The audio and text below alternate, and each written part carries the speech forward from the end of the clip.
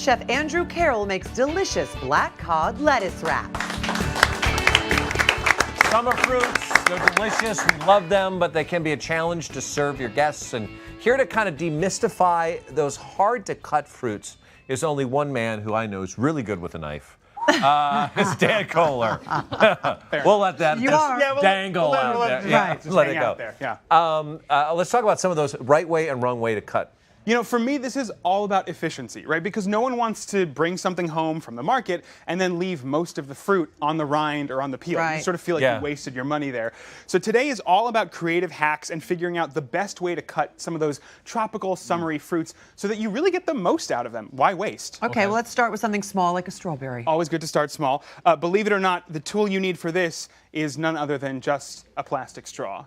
Okay. Getting the tops off strawberries, especially if you're making something like a strawberry rhubarb pie this summer, and you need to do a lot of these, it's really easy. Just take the straw and enter from the back of the strawberry and just press right out the top. Oh, no way. Wow. Yeah, it's like actually that easy. Strawberry on and then you actually waste way less instead of cutting all of those off. You know, when you lose the shoulders. Yes. Yeah. Now you're done.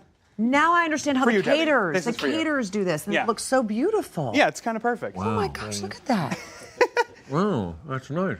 I love strawberry. I spy with your little eye. What, pineapple or? Let's go tropical. I'm going to start with mango. Mango. Mango can be difficult because, I mean, it's got a thick skin, it's round on the bottom, so it doesn't stay still, and we all know it's got a very large pit in the center. So the first thing you want to do, just to be safe, give yourself a little base at the bottom. Just cut off a nub. It's the same thing a chef would do with a potato if you're trying to get a good shape there.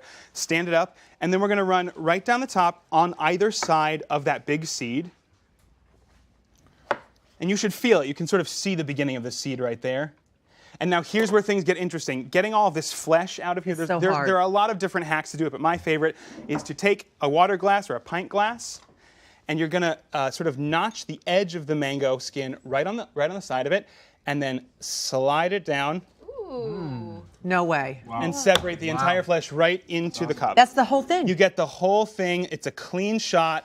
You don't waste anything. Can we see the rind? Yeah, you don't waste anything. Unbelievable. Wow. And it's quick too. I mean, really. I don't know why you'd think I'd have a pint glass around my house. Mark, you've got a baby. You've got a baby. You should have a pint glass. Yeah, exactly. You also save all that juice instead of it spilling on your cutting board. That I've never ever seen an efficient way to cut a mango. That's very impressive. It's my favorite.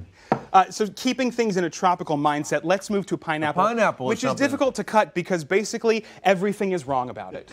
I mean, it's just difficult looking at it. It's troublesome, right? So I made a video because I want you guys to get an overhead shot of this, and this is what you should be doing with a pineapple. You want to cut off the top and the bottom, and you can actually be a little bit generous here because they are very fibrous. Now we're going to cut around the sides and be gentle there. You don't have to cut deep because you want to see those brown spots. All of those eyes are arrayed in a pattern, and they're on diagonals.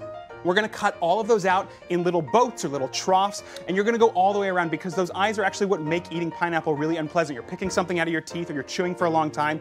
Once you get the whole way around, you'll see you have this really beautiful spiral pattern actually when you're done. And after here, it's really easy. You just cut it in half again, slice out the core, and then cut it just into fillets, and you're done. And there's nothing that's going to get caught in your teeth, nothing fibrous there. You've left everything off that you don't want, and you kept all the good stuff. That's when you go to fancy hotels for brunches, they have the pineapple cut like that. That's how they do it. You're amazing. I try. Okay, I'm one here for last you. thing. What about a watermelon? Okay, watermelon, I think everyone's got a hack for this, but my favorite, and this is great for picnics, cut it in half lengthwise and put it face down, and then just cut in a grid about 1.5 inches or 2 inches all the way across so that your guests can just pull out a perfect stick. The wedges are totally inefficient. Yeah, because you get them all the way. You look like you're... And it's wet. Yes. Yeah, it's all over your face. It's like a watermelon fry. It's a watermelon fry. Can I offer anybody I would love a watermelon fry. Watermelon fry. Thank you very much. Yeah, there you go. Here you go. Perfect. They're beautiful. Cheers. Wonderful.